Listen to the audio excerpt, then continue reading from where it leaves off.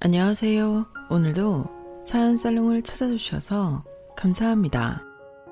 서울에 살고 있는 20대 여성이에요.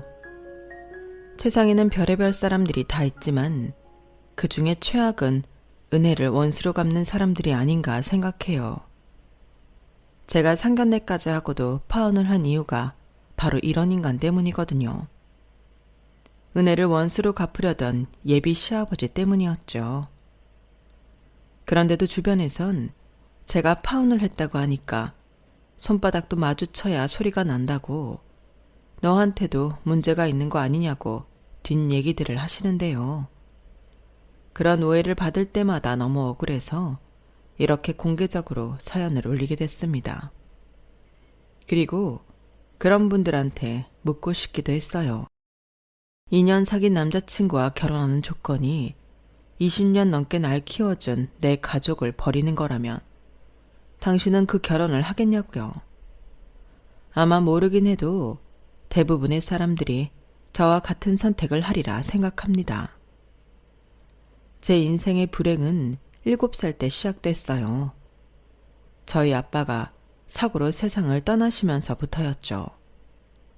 엄마는 1년 뒤 중학교 동창 모임에서 재회한 첫사랑과 재혼을 했고 그때부터 저는 불행한 시절을 보내게 되었어요. 새아빠는 저라는 존재를 아주 귀찮게 생각했거든요.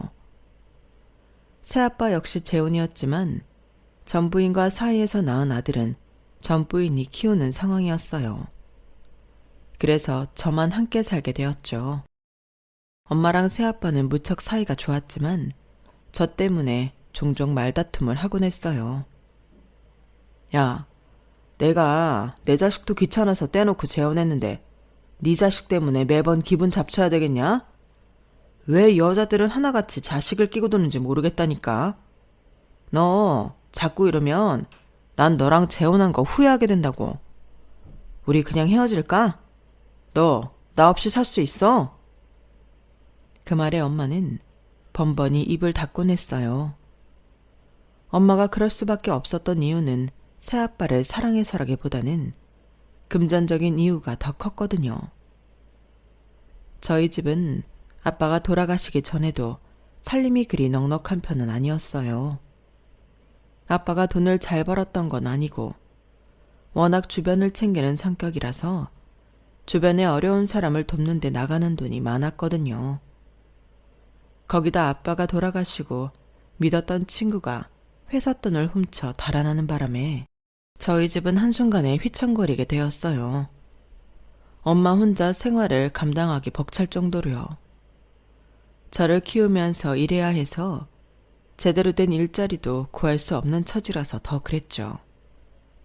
그러던 차에 동창 모임에서 돈 많은 첫사랑과 재회하게 됐고 재혼을 통해 돈 걱정에서 해방되게 된 거예요.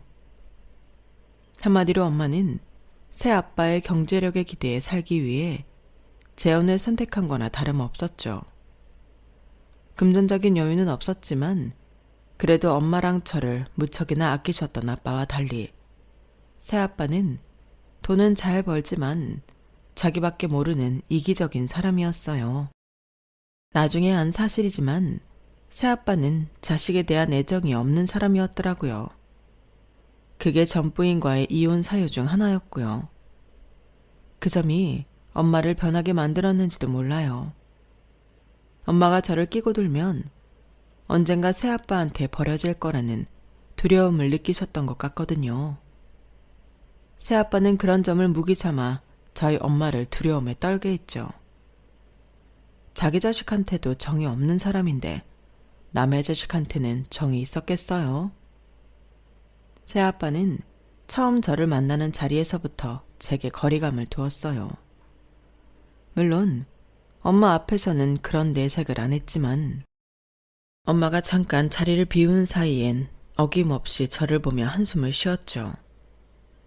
제가 어린 나이였기 때문에 정확한 새아빠 속은 알 수 없었지만 이 사람이 나를 싫어한다는 것만은 확실히 느낄 수가 있었어요.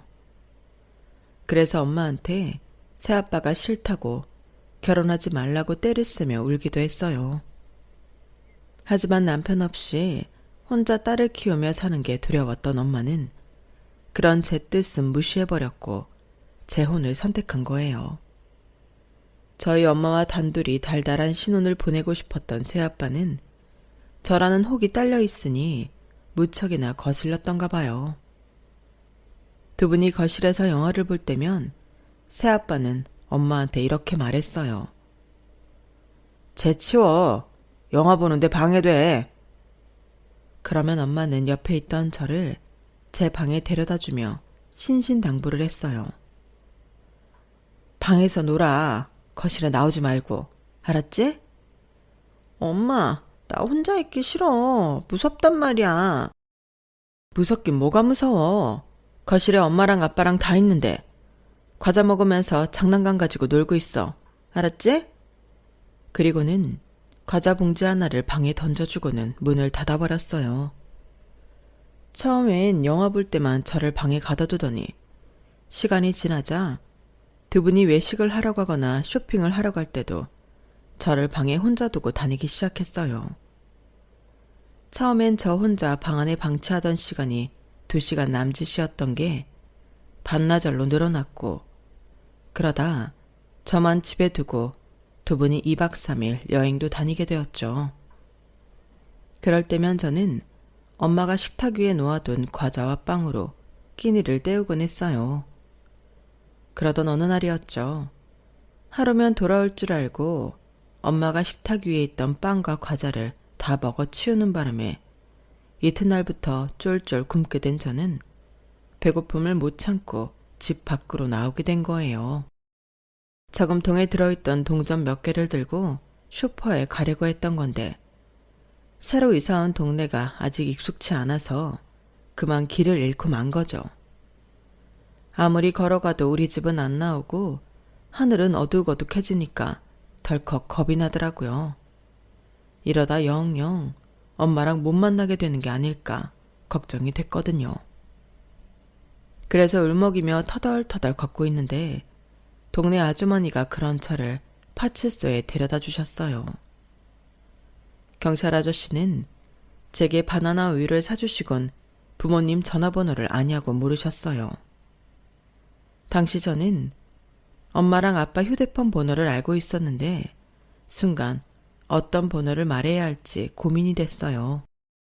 엄마 전화번호를 말하면 새아빠랑 엄마가 나만 두고 여행 간 걸 경찰 아저씨가 알게 될 거고, 그러면 그 일로 엄마랑 새아빠가 싸우지 않을까 걱정이 됐거든요.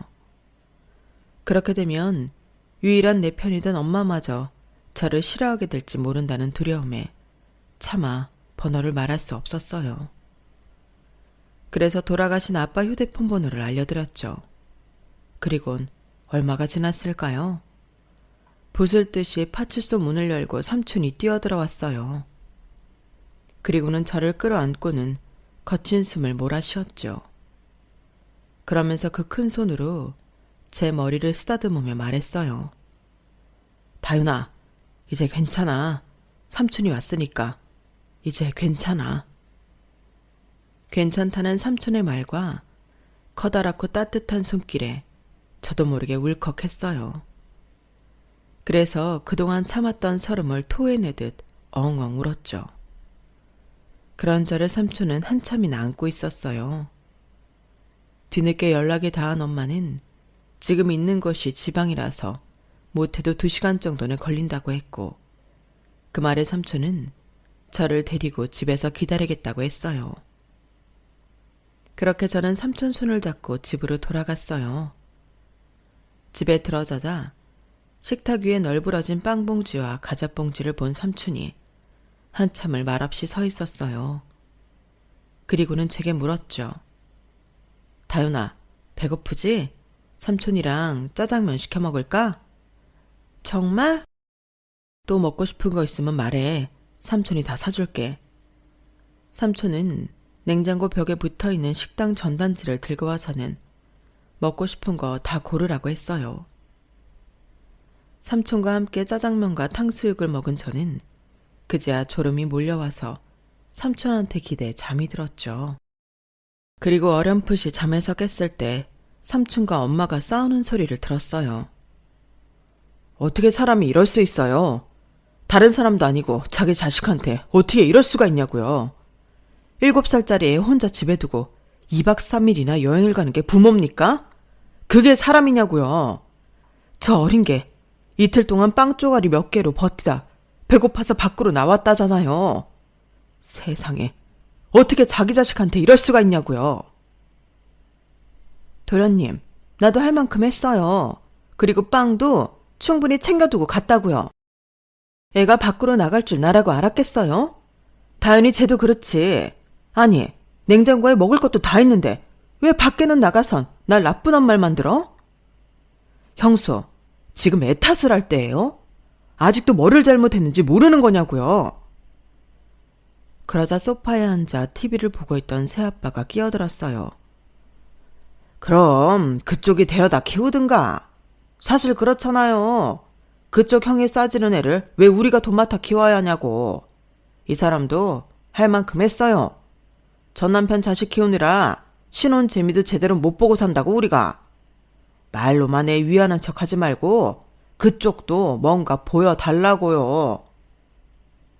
그 말에 삼촌은 무서운 표정으로 엄마와 새아빠를 노려보더니 알겠다는 말을 하고는 돌아갔어요.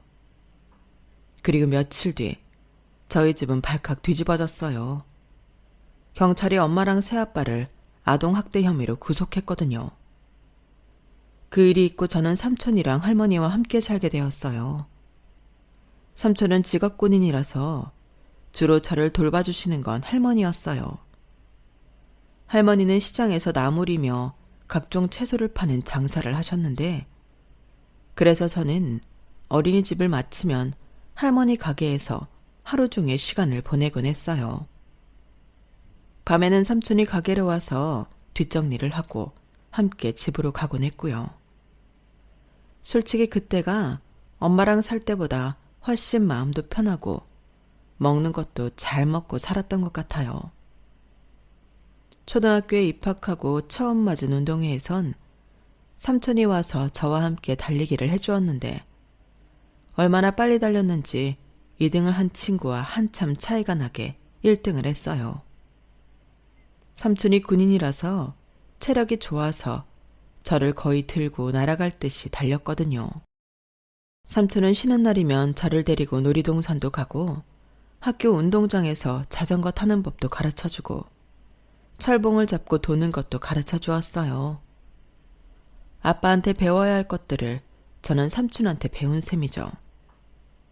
때때로 엄마가 보고 싶기도 했지만 그래도 다시 새아빠 집으로 가고 싶지는 않았어요. 그냥 이렇게 할머니랑 삼촌이랑 오래오래 살고 싶다는 생각뿐이었죠. 그런데 제가 5학년이 되던 해 할머니가 갑자기 심근경색으로 세상을 떠나신 거예요. 제가 그리 큰 걸 바란 것도 아니었는데 그 작은 소망마저 깨져버린 거죠. 할머니가 돌아가신 후로 저는 삼촌 부대 근처에 있는 관사에서 살게 되었어요. 아무래도 저를 돌봐줄 사람이 없다 보니 삼촌이 조금이라도 부대에서 가까운 곳에 집을 얻고 싶어 했거든요. 다행히 위층에 삼촌과 친한 상사분 가족이 살고 있어서 삼촌이 훈련이나 그 밖의 이유로 집에 못 오는 날은 그분 집에서 함께 지낼 수 있었어요. 아무래도 할머니가 계실 때보다는 먹는 것도 그렇고 많이 부실해지기는 했지만 저도 고학년이라서 밥과 간단한 반찬 정도는 할 수 있었기 때문에 생활하는 데는 큰 어려움은 없었어요. 주변에서는 삼촌이 빨리 결혼해서 가정을 꾸리는 게 최선이라는 말을 하곤 했는데 그때마다 삼촌은 들은 척도 안 하셨죠. 말은 안 했지만 저 때문에 걱정이 돼서 그러셨던 것 같아요. 제가 새아빠한테 정서적으로 안 좋은 경험이 있어서 또다시 그런 경험을 하게 될까봐 걱정이 돼서 그런 거겠죠. 학년이 올라가고 머리가 커지면서 조카를 키우느라 결혼도 안 하고 사는 삼촌을 볼 때마다 가슴 한구석이 아리곤 했어요. 내 부모도 나 몰라라 하는 나 때문에 삼촌이 희생하는 게 너무 안 됐고 미안했거든요. 그래서 어떻게든 서울에 있는 대학에 들어가 삼촌 집을 나와야겠다고 생각했어요. 그래야 삼촌도 여자도 만나고 결혼도 할 수 있을 것 같았어요. 그런 제 마음도 모르고 삼촌은 제가 공부를 열심히 한다고 좋아했지만요. 다행히 인서울대학의 턱걸이로 합격을 한 저는 삼촌 집을 나와 기숙사 생활을 하게 됐어요. 집을 나오면 삼촌도 제게 신경을 덜 쓰게 될 줄 알았는데 이게 웬걸? 오히려 눈에 안 보이니 더 걱정된다며 시도 때도 없이 전화하고 쉬는 날마다 서울에 올라와 전보다 더 간섭을 많이 하지 뭐예요. 이건 집을 나온 것도 아니고 안 나온 것도 아닌 게 되었죠. 뭐 그러더니 급기야는 뭐라는 줄 아세요? 이참에 삼촌도 서울로 올라갈까? 안 그래도 전부터 전역한 동기들이 같이 사업을 하자고 했거든. 나도 이제 나이도 있고 짬밥은 그만 먹고 싶어. 삼촌이 서울로 오면 닭장 같은 기숙사 생활 안 해도 되고 너도 좋지. 아니 하나도 안 좋아 삼촌. 삼촌은 결혼 안 해? 언제까지 조카 데리고 살 생각만 하냐고. 평생 노총각으로 살 생각이야? 제발 내 걱정 그만하고 이젠 삼촌 인생 살아. 설마 나 결혼하고도 같이 살겠다고 하는 건 아니지? 할 수만 있다면 그러고 싶지. 세상에 믿을 놈이 어딨냐? 내가 금지어가 키운 내 조카인데 아무한테나 못 주지. 설사 준다 해도 절대 못 믿지. 생각 같아선 같이 살면서 네 남편놈 일거수일투족 감시하면서 딴짓 못하게 단속하고 싶다고. 뭐? 아 삼촌, 누구 혼사길 막을 일 있어? 삼촌이 같이 살겠다면 어떤 남자가 나랑 결혼하겠다고 하겠어? 살 떨리는 소리 그만하고 나한테 쏟는 신경 다른 여자한테 좀 쏟아봐. 죽기 전에 결혼은 해봐야 하잖아. 그때까지만 해도 전역하고 서울로 오겠다는 삼촌 말이 어린아이 투정처럼 가볍게만 느껴졌었는데 몇 달 뒤 삼촌이 진짜 서울로 올라왔지 뭐예요. 번갯불에 콩 구워 먹는 것도 아니고 이게 이렇게 후딱 정할 일인가요? 전역하고 서울로 온 것도 그렇지만 더 큰 문제는 따로 있었어요. 삼촌, 갑자기 무슨 사업을 하겠다고 그래. 직업군인들 사회 나와서 사업하면 10중 8구 사기당하는 건 몰라? 군인 정신이니 뭐니 열심히만 하면 다 잘 될 것 같지. 근데 그렇지 않아.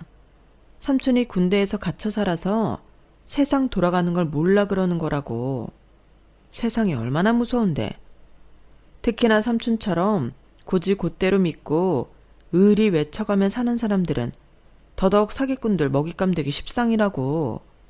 그냥 다른 취직 자리 구하면 안 돼? 나 정말 삼촌이 걱정돼서 그래. 아니면 나 졸업하고 취직한 뒤에 해. 나라도 돈을 벌 수 있을 때 하라고. 야, 쬐만한 조카 녀석이 40 넘은 삼촌을 가르치려 드네. 얌마, 세상 무서운 건 너보다 내가 더 잘 알아. 내가 이래봬도 산전수전 공중전까지 다 겪은 몸이라고. 네가 뭘 걱정하는지 잘 알겠는데 삼촌 한번 믿어봐. 하다가 잘못되면 내가 막노동이라도 해서 하나뿐인 내 조카 먹여 살릴 테니까. 제가 그렇게 뜯어 말리는데도 삼촌은 기어이 사업을 시작했어요.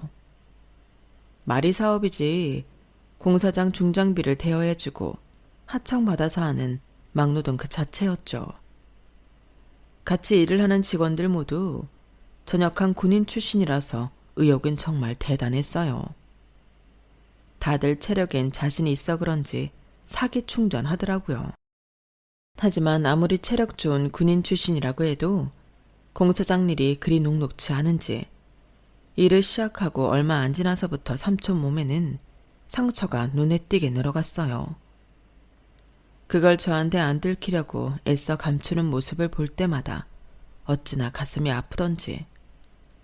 삼촌이 제게 말은 안 했지만 사업을 시작하고 한동안은 일감이 없어서 고생을 했고 이후엔 브로커한테 사기를 당해 회사가 휘청했고 삼촌과 직원들이 죽어라 일을 해서 겨우 자리를 잡을 수 있었어요. 언젠간 삼촌이 직원들과 맥주를 한잔하며 나누는 얘기를 들어보니 군생활 25년보다 2년간의 사회생활이 더 힘들었다고 하더군요. 그래도 그 짧은 시간에 자리를 잡았으니 군인 정신이 헛되진 않았던 것 같았어요. 회사 일이 바빠서 눈 돌릴 틈도 없던 삼촌은 회사가 자리를 잡아가자 슬슬 제 연애사에 관심을 보이기 시작했어요. 하필 집 앞에서 당시 사귀던 선배와 키스를 했는데 그걸 삼촌한테 딱 걸려버린 거예요. 야, 요즘 애들은 겁대가리가 없어요. 아니, 사람들 다니는 그 훤한 골목에서 어떻게 키스를 할 생각을 해? 정다윤, 너 앞으로 그 자식 만나지 마. 그렇게 남의 시선 생각 않고 지 본성이 이끄는 대로 함부로 사는 놈은 절대 안 돼. 삼촌, 나 어린애 아니야. 성인이라고. 조카 연애까지 삼촌이 이래라 저래라 할 자격 없단 말이야. 그리고 내가 먼저 하자고 그랬어. 뭐? 이 기집애가? 아우, 너 도대체 뭐가 되려고 그래? 삼촌이 말했지. 남자는 다 늑대라고. 여자가 여지를 주면 이것들이 이때다 하고 홀라당 벗겨 먹으려 든다고. 이게 진짜 세상 무서운 줄 모르고. 그때부터 삼촌은 제가 만나는 남자마다 검열을 해댔어요. 이놈은 이래서 안 된다. 저놈은 저래서 안 된다. 세상 모든 남자를 데려와도 삼촌은 안 된다는 말을 할 기세였죠. 그래서 연애를 할 때마다 어떻게든 삼촌한테 비밀로 하려고 노력했고, 그러면 그럴수록 삼촌은 어떻게든 제 연애사를 파헤치려 혈안이 되었어요. 그러다 제가 대학을 졸업하고 취업에 실패해 의기소침해 있자 보기가 안쓰러웠는지 그러더군요. 얌마, 한창 예쁘게 꾸미고 연애도 해야 할 나이에 왜 방구석에만 처박혀 있어? 전에 만나던 경영학과 그놈. 그래도 네가 만난 남자 중엔 그놈이 제일 낫던데. 걔랑은 연락 안 하니? 삼촌이 용돈 줄 테니까 그 녀석이랑 영화라도 보고 오지 그래. 영화? 삼촌 입에서 어떻게 그런 소리가 나와? 내가 그 선배랑 왜 깨졌는데? 선배랑 자동차 극장에 있다니까. 서울 시내 자동차 극장은 다 뒤지고 다녀선 기어이 찾아와서 그 난리를 쳐놓곤. 그래놓곤 이제 와서 그 선배랑 영화를 보라고? 아니, 그땐 그럴만 했으니까 그랬지. 자정이 다 됐는데 둘이 자동차 극장에 있다는데 삼촌이 돼선 어떻게 가만히 있냐? 그놈이 차 안에서 너한테 뭔 짓을 할 줄 알고. 영화는 해 떠 있을 때 봐야지. 왜 그 야심한 시각에 보냐고. 그놈이 땀만 품은 게 아니라면 설명이 안 되잖아. 뭐 다 지난 일이니까 길게 말할 거 없고. 다윤아, 앞으로는 삼촌이 너 연애사에 간섭 안 할 테니까 방에 틀어박혀 지내지 말고 차라리 연애라도 해. 그깟 취업이 뭐가 그리 중요하냐? 그게 창창한 네 인생에 얼마나 큰 영향을 끼친다고. 세상은 넓고 할 일은 많다잖아. 네가 정말 하고 싶은 게 뭔지 잘 생각해보고 삼촌한테 말해. 그럼 이 삼촌이 뒤는 팍팍 밀어줄 테니까. 삼촌 이제 그럴 능력 되잖아. 어?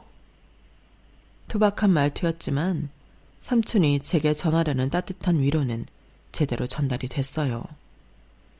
그래서 삼촌 말대로 제가 정말 하고 싶은 게 뭔지 곰곰이 생각을 해보았죠. 그러다가 생각한 게 구두였어요.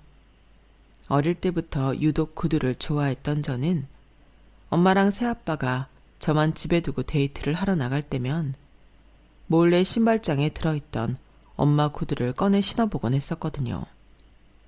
그러다 고등학생이 됐을 땐 용돈을 모아 삼촌 몰래 하이힐을 사서는 장롱 속에 숨겨두고 기분이 울적할 때마다 신어보곤 했어요. 좋은 구두는 나를 좋은 곳으로 데려다 준다는 말이 있지만 저는 그보다는 예쁜 구두가 나를 행복하게 만들어준다고 생각했어요. 아무리 지옥 같은 순간에도 예쁜 구두를 신으면 순식간에 세상이 환하게 변하는 기분이었거든요. 그래서 구두 장사를 하기로 했죠. 굳이 가게를 차릴 거 없이 온라인 매장을 열기로 했어요. 가게를 직접 차리지는 않아도 물품 구비랑 제품 촬영비 등 약간의 초기 자본이 필요해서 나름의 창업 기획서를 작성해 삼촌한테 손을 벌렸어요. 평소 같으면 깐깐하게 트집을 잡았을 삼촌이지만 웬일인지 아무 말도 않고 순순히 돈을 내주더라고요. 그래서 의아하게 쳐다봤더니 그러더라고요. 일 시작해보면 알겠지만 앞으로 사방에서 치이고 터지는 게 일일 텐데 삼촌이 나마저 시작도 하기 전에 조카 길을 꺾을 수는 없잖아. 젊을 땐 뭐든 덤벼보는 것도 큰 재산이 되는 거니까 신나게 해봐. 잘 되면 좋은 거고 망하면 망하는 대로 경험을 쌓는 거니까 손해는 아니야. 삼촌의 응원 덕분에 저는 겁없이 일을 시작할 수 있었어요. 이미 온라인 슈즈 전문점이 많은 상황이라 제 가게만의 차별점이 있어야겠더라고요. 그래서 생각한 게 직접 신어보지 않아도 나한테 맞는 구두를 찾을 수 있는 가게라는 컨셉트였어요. 전문 발모델이 신은 틀에 박힌 제품 사진이 아닌 일반인이 직접 신은 실착 사진을 상품 상세 페이지에 올렸어요. 발볼이 넓은 사람이 신었을 때와 칼발인 사람이 신었을 때, 그리고 평발인 사람이 신었을 때의 착용감도 상세히 적어서 소비자가 직접 신어보지 않아도 어느 정도 가늠이 되도록 했죠. 판매자의 편의가 아닌 구매자의 편의를 높인 이 콘셉트는 예상대로 소비자들의 구매에 잘 맞았고 덕분에 첫 달부터 꽤 높은 매출이 나왔어요. 중저가의 데일리 구두부터 해외 앤틱샵에서 들여온 유니크한 디자인의 구두까지 선택의 폭이 넓어서 구매자의 연령도 상대적으로 넓어진 게 성공의 포인트라면 포인트일 거예요. 온라인 구두 쇼핑점을 열고 3개월도 안 돼서 저는 삼촌한테 받은 투자금을 다 갚을 수 있었어요. 그리고 반년 만에 직원도 셋이나 두게 되었죠. 그렇게 5년이란 시간이 흐르는 동안 저는 총 7명의 직원을 거느린 어엿한 사업체의 대표가 되었어요. 한때 취업 전쟁에서 패배해 방구석에서 쭈그러져 있던 저를 생각하면 천지가 개벽했다고 해도 과언이 아니었죠. 일이 잘 되니 자신감도 붙고 그러다 보니 다시 연애도 하게 되었어요.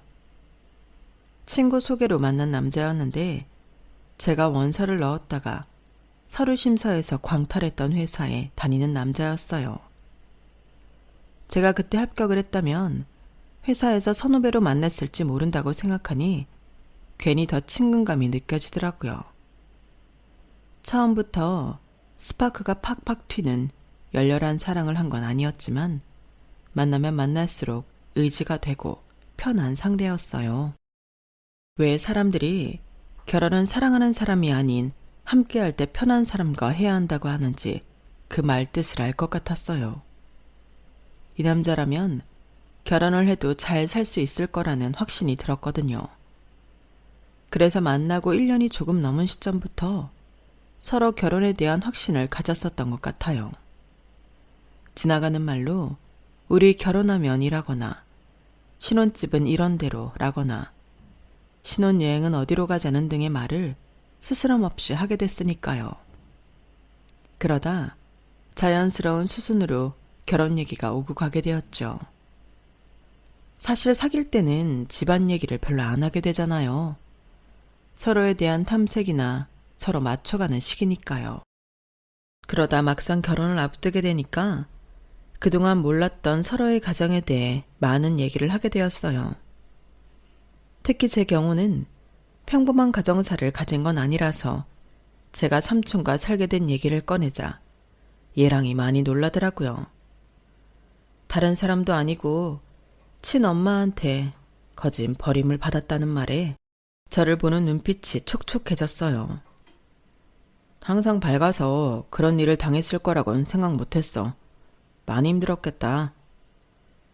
다 지난 일이라 그런가 솔직히 새아빠랑 살 때 힘들었던 기억은 거의 잊었어. 오히려 삼촌이랑 투덕거리며 산 기억이 많이 나지. 성격이 밝아진 것도 따지고 보면 삼촌 덕분이야. 내 과거를 아는 사람들은 다들 나를 동정하는 눈빛으로 바라봤는데 우리 삼촌은 그러지 않았거든. 그냥 있는 그대로의 나를 봐주는 기분이었어. 그래서 더 내 주장도 강하게 했고 당당할 수 있었던 것 같아. 평소 삼촌한테는 버릇없는 조카였지만 그래도 마음속으로는 늘 내 인생 최고의 어른이라고 생각하며 살았어요. 그래서 얘랑도 저희 삼촌을 장인 대하듯 깍듯하게 대해주길 바랐죠. 제가 결혼하고 싶은 상대가 있다는 말을 하자 삼촌은 내심 놀라는 눈치였어요. 그동안 저의 연애사를 누구보다 잘 아는 삼촌이었지만 매번 길게 가지 않았기 때문에 제가 30도 되기 전에 결혼하겠다고 할 줄은 몰랐던 것 같더라고요. 그도 그럴 게 대학에 다닐 때까지만 해도 삼촌이 제 연애사에 많이 관여를 해왔지만 제가 사업을 시작한 이후로는 그쪽으론 터치를 하지 않았거든요. 그래서 얘랑과 연애를 하는 건 알고 있어도 얘랑이 어떤 사람인지 아는 게 없었어요. 얼굴도 본 적 없었으니까요. 그래서 더 놀라는 것 같더라고요. 뭐가 급해서 그렇게 빨리 결혼을 하려고 그래. 요즘은 다들 30 넘어서 하던데 삼촌이랑 사는 게 그렇게 싫어? 그런 거 아니야. 이 사람이다 싶은 남자 만났을 때 하는 게 나을 것 같아서 그래. 삼촌도 알잖아. 나 얼빠인 거. 그동안 만났던 남자들 죄다 얼굴 보고 골랐는데 지환 씨는 아니었거든. 처음엔 그냥 그랬는데 오히려 사귀어보니까 나랑 가치관도 비슷하고 무엇보다 같이 있으면 편하더라고. 그래서 연애하느라 시간 낭비할 거 없이 차라리 일찍 결혼해서 남들보다 먼저 자리를 잡는 게 나을 것 같다는 생각이 들어. 노총각 삼촌 혼자 두고 가는 게 걸리긴 하지만 얌마, 네가 왜 삼촌 걱정을 해? 내 앞길은 내가 알아서 할 테니까 넌 네 인생이나 신경 써. 그리고 혼수는 아무 걱정 마. 이 삼촌이 이 날을 위해서 그동안 공사판에서 죽어라 흙먼지 마신 거니까. 내가 정말 남부럽지 않게 해서 너 시집 보내줄게. 삼촌만 믿으라고. 삼촌은 내심 저의 이른 결혼을 아쉬워하면서도 혼수만큼은 제대로 해주겠다며 의욕을 보였어요. 삼촌이 이러는 데는 아무래도 제 가정사 때문일 거예요. 삼촌촌에서 자랐다고 시댁에서 무시당하지 않게 하려고 그런 거겠죠. 그 마음을 잘 알기 때문에 순순히 삼촌 뜻을 따르기로 했어요. 얘랑을 만난 자리에서도 삼촌은 혼수만큼은 확실히 해주겠다며 호언장담하셨죠. 저희 삼촌한테는 결혼 허락을 쉽게 받았는데 예비 시댁에서는 인사드리러 가는 날 잡는 것도 쉽지 않았어요. 시아버지가 이번 시의원 선거에 출마를 하게 돼서 눈코 뜰 새 없이 바쁘셨거든요. 예비 시아버지는 식자재 물류 사업을 해서 돈을 꽤 번 분이셨는데 얘랑 말을 들어보니 돈이 생기고 나니 정치에 대한 야망이 생기신 것 같다고 하더라고요. 일부러 고향까지 내려가 시의원 출마를 할 정도로 이번 선거에 사활을 건듯 보였어요. 어렵게 시간을 잡아 인사를 드리러 갔더니 저를 보는 두 분 표정이 떨떠름해 보이더라고요. 제 가정사 때문이었죠. 특히 예비 시어머니는 제가 삼촌 손에 자랐다는 게 마음에 걸리는 눈치였어요. 그래서 저랑 눈도 잘 안 마주치시고 못마땅한 티를 내시더라고요.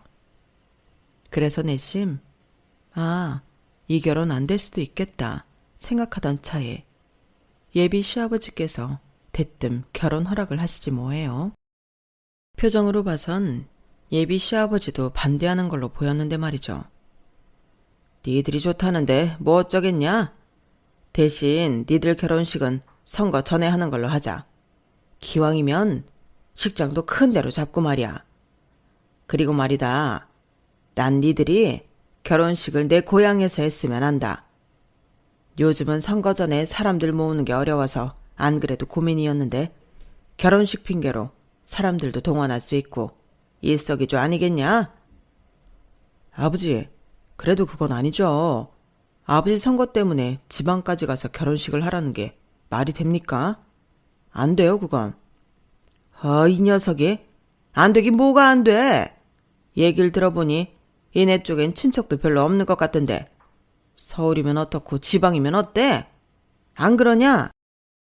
아버님의 표정으로 봐서는 이 조건을 이행하지 않으면 결혼은 절대 안 된다고 할 판이라서 선뜻 대답할 수 없었어요.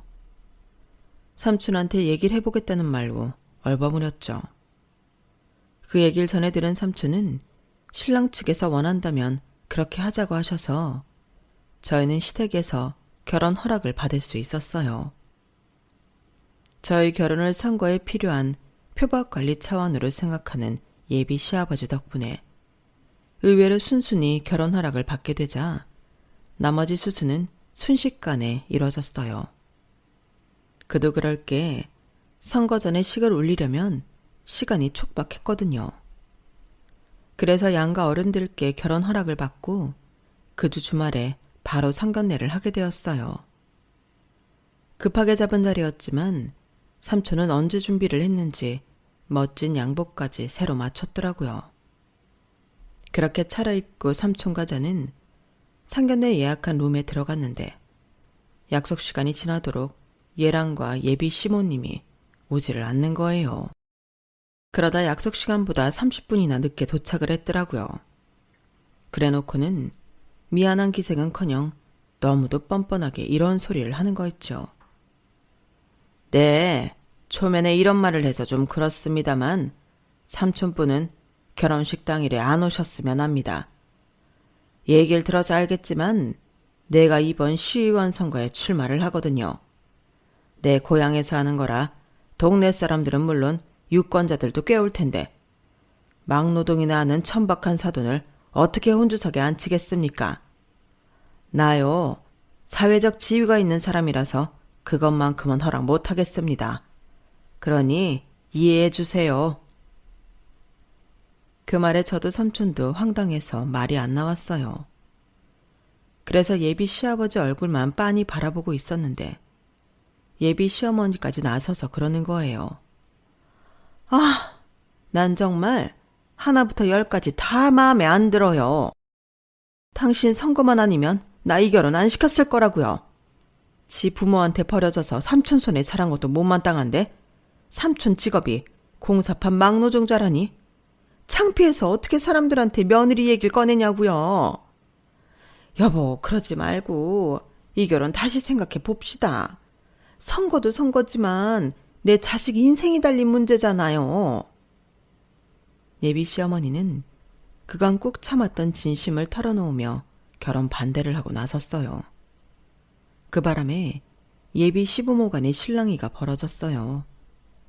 그런데 두 분이 싸우는 모습을 보던 삼촌 표정이 조금씩 험악해지지 뭐예요. 저는 이 상황에 화가 나서 그런 줄 알았는데 뜻밖의 소리를 하더라고요. 혹시 박상만 씨 맞죠? 땡땡동에 살던 박상만. 어쩐지 처음 봤을 때부터 낯이 익다 했는데 아주머니랑 싸우는 모습 보니 확실하네. 예전에도 두 분 툭하면 싸웠잖아요. 우리 형 가게에서. 박상만 씨가 보증 잘못 써서 집 홀라당 날려먹고 우리 형 가게 창고에서 세 식구가 살았잖아요. 기억 안 나요? 그럼 정상수 씨는 기억납니까? 당신이 은혜를 원수로 갚았던 우리 형 정상수 기억나냐고. 그러자 순간 예비 시아버지와 예비 시어머니 얼굴이 하얗게 질렸어요. 귀신을 본 것처럼 손을 바들바들 떨 정도였죠. 그러자 의아한 예랑이 영문을 모르겠다는 듯 물었어요. 그게 무슨 말씀이세요? 저희 아버지가 은혜를 원수로 갚다뇨. 그래도 창피한 건 알아가지고 자식한테는 비밀로 해야 하는 모양이네. 갈 곳 없는 당신네 식구 가게 한 켠에 살게 해주고 일도 서툰 사람 월급까지 지어줘가며 써줬더니 우리 형 사고 나자마자 금고 털어 도망갔잖아. 당신들이. 공사대금 수금한 돈 훔쳐가서 호의호식하니 좋았냐?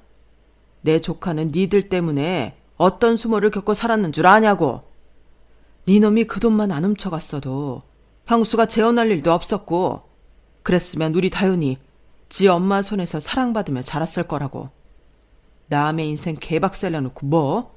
시의원 선거?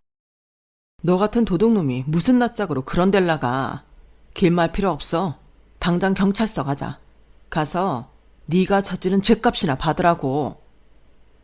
그러자 예비 시아버지는 무릎까지 꿇고 설설 기며 빌었어요. 그 돈 당장 변상하겠습니다. 아니, 이자까지 쳐서 곱절, 아니 3배 쳐드릴게요. 그러니 제발 일은 키우지 맙시다. 내가 이렇게 빌게요. 왜? 주제의 시의원은 끝까지 포기 못하겠어? 내 입 맞고 끝까지 해보려고 수작 부리는 거냐고. 개소리 치지 말고 당장 일어나. 경찰서 가자고. 아빠가 돌아가시면서 저희 집이 기울었고, 그 바람에 엄마는 생활고에 시달리다 재혼을 하신 것 맞아요. 하지만 정확한 내막을 몰랐던 저로서는 솔직히 실감이 안 나더라고요. 그런데 사람이 급박한 상황에 놓이면 두뇌 회전이 빨라진다고 하잖아요. 저도 모르게 그 순간 절도죄 공소시효가 얼마나 될까 하는 생각이 들었어요. 길어야 10년 남짓이 아닐까 싶더라고요. 아빠가 돌아가신 지 20년도 훨씬 넘었으니 모르긴 해도 공소시효가 지났을 것 같았어요. 그렇다면 경찰서에 간다고 해도 돈을 돌려받을 수도 없고 죗값을 치르게 할 수도 없겠더라고요. 그래서 결단을 내렸죠.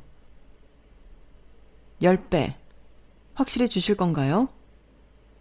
제 말에 예비 시아버지는 눈을 번뜩 뜨곤 고개를 마구 끄덕였어요. 좋아요, 10배. 삼촌, 그냥 그 돈 받고 끝내자. 어차피 지난 일이잖아. 다윤아, 너 지금 무슨 소리를 하는 거야? 넌 이놈이 용서가 돼? 네 인생을 망가뜨린 놈인데? 아니, 용서 안 되지. 그리고 용서 안 할 거야. 그래서 돈이라도 받겠다는 거야. 그러니까 삼촌도 내 뜻 따라줬으면 좋겠어. 삼촌은 자리를 박차고 일어나 씩씩거렸지만 결국 제 뜻에 따라 각서를 쓰고 돈을 받기로 했어요. 각서에는 이 사실을 외부에 절대 유출하지 않겠다는 비밀 조약에 달렸죠. 삼촌은 예비 시아버지를 죽일 듯 노려보며 각서에 사인을 했고, 그 자리에서 예비 시아버지는 삼촌 계좌로 돈을 보내주었어요. 무려 3억이 넘는 돈을 말이죠. 그리고 당연히 얘랑과 저는 파혼을 하게 되었죠. 예비 시아버지는 다시는 안 볼 사람처럼 얼굴을 붉히고 돌아갔지만 얼마 뒤 다시 저희 집에 찾아오고야 말았어요. 너 인연, 네가 감히 나한테 소송을 걸어? 내 돈 3억 5천이나 받아먹고선 돈 내놔. 당장 내 돈 내놓으라고. 내가 하도 억울해서 알아봤더니 어차피 공소시효도 지나서 니들한테 돈 줄 필요도 없다더라. 니년이 나한테 건 소송도 당연히 기각될 거고. 그런데 니들은 상황이 달라. 각서에 명시한 비밀 유지 조항을 어겼으니까 각서에 적힌 대로 3억 5천에 2배, 7억 당장 내놔.